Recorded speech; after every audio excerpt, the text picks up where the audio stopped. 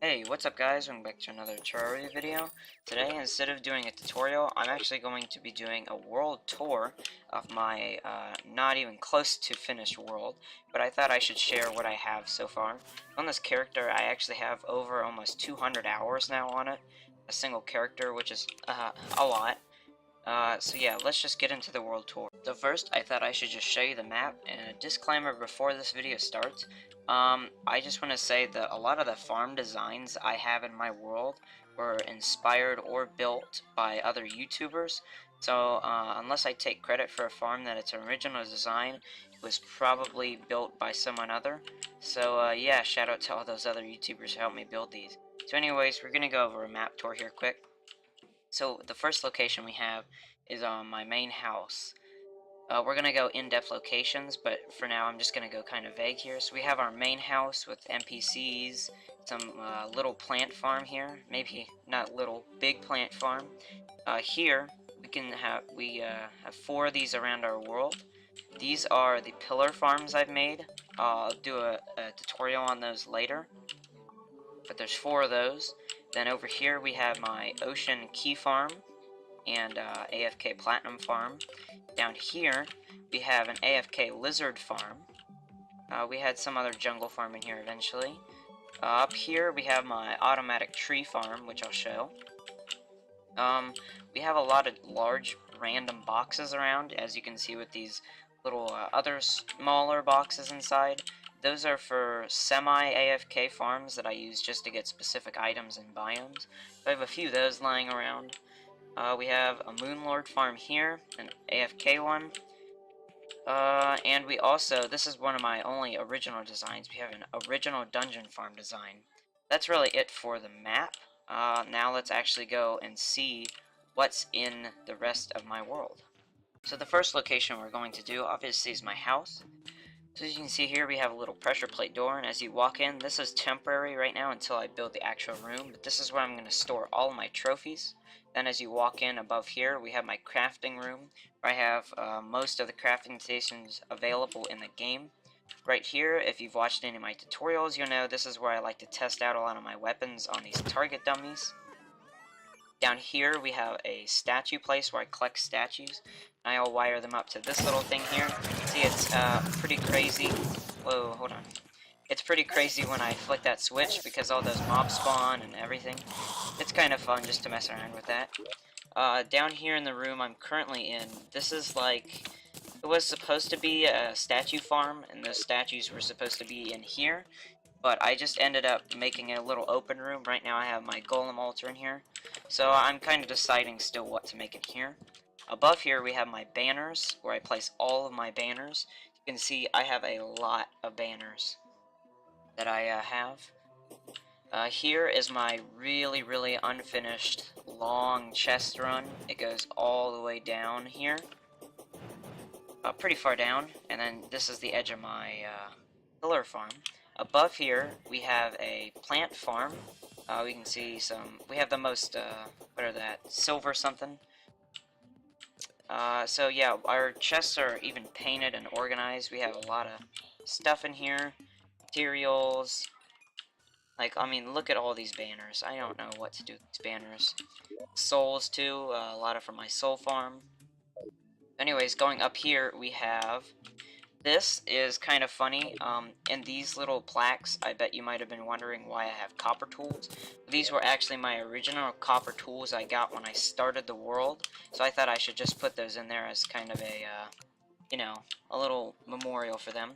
I also have my first gravestone here. I had to move it because it was somewhere over there, but I moved it with the same message up to here. And here we have a little showcase of just some biome chests. As you can see, we have a lot of keys from our key farm. Actually, I don't have any other frozen keys, but whatever. In here is my vanity and armor place. Up here is where I put all my vanity sets I have. And down here is where I put all my armors that I have. So as you can see, also, we have all of our NPC houses here. And I like to theme my NPC houses. Obviously, they're not all done. But we have the Witch Doctor, Steampunker, Wizard, you know, stuff like that. They're all kind of themed. And I think that's kind of fun to do. I like the Pirate's room just because it's all gold. And then up here we also have a temporary place. This is where we're keeping all of our 1.3.4 stuff.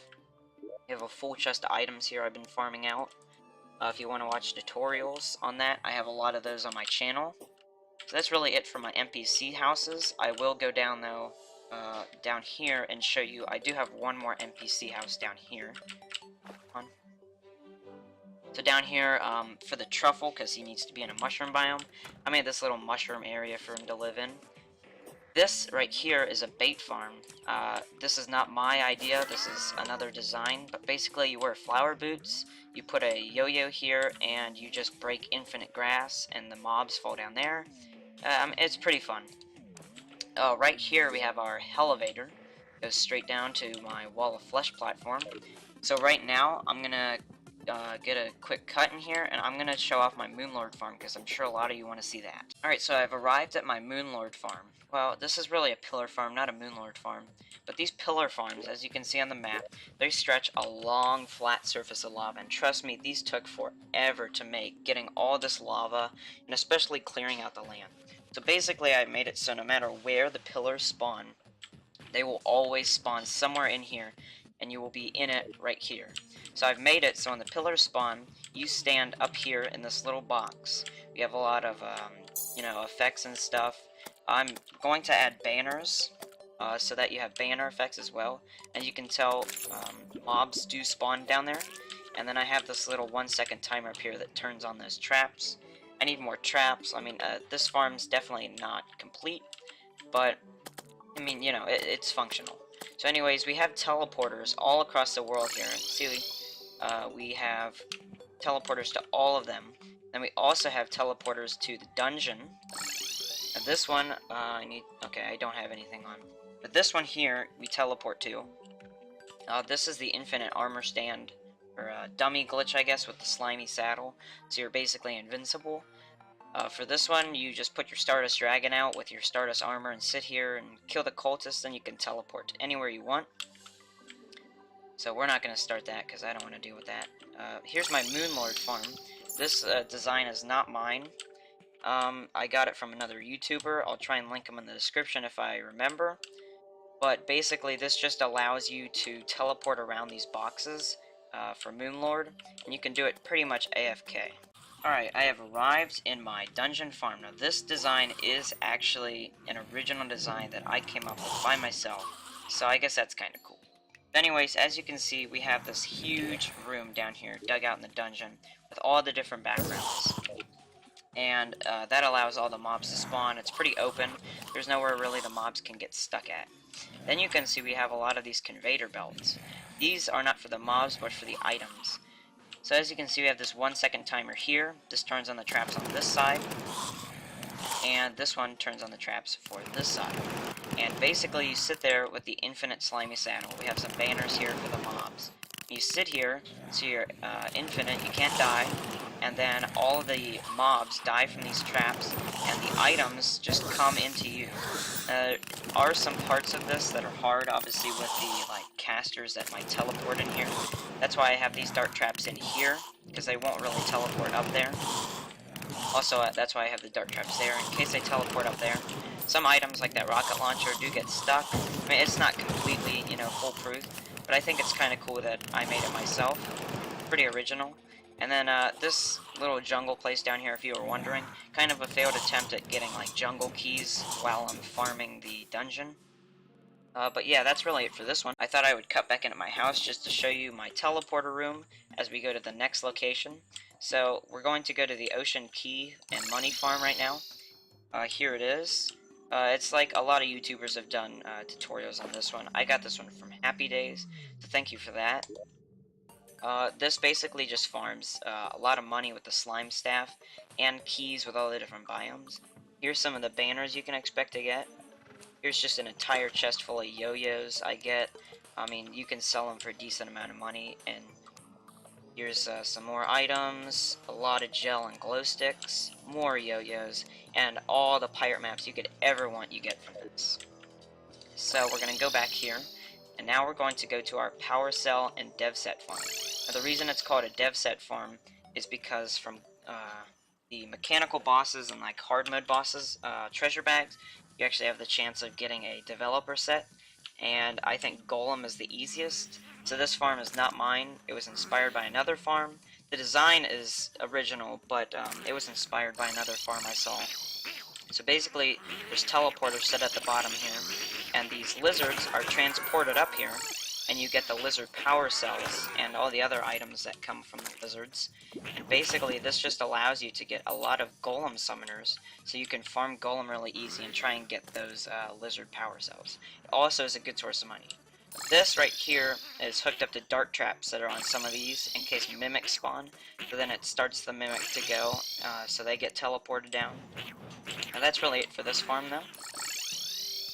Alright, so last but not least, we're up on my original tree farm design. Now the idea of getting these trees knocked down with lava is not mine, but the design up here with this large contraption is. Ooh, a strange plant. So basically what happens is you plant the trees on these right here.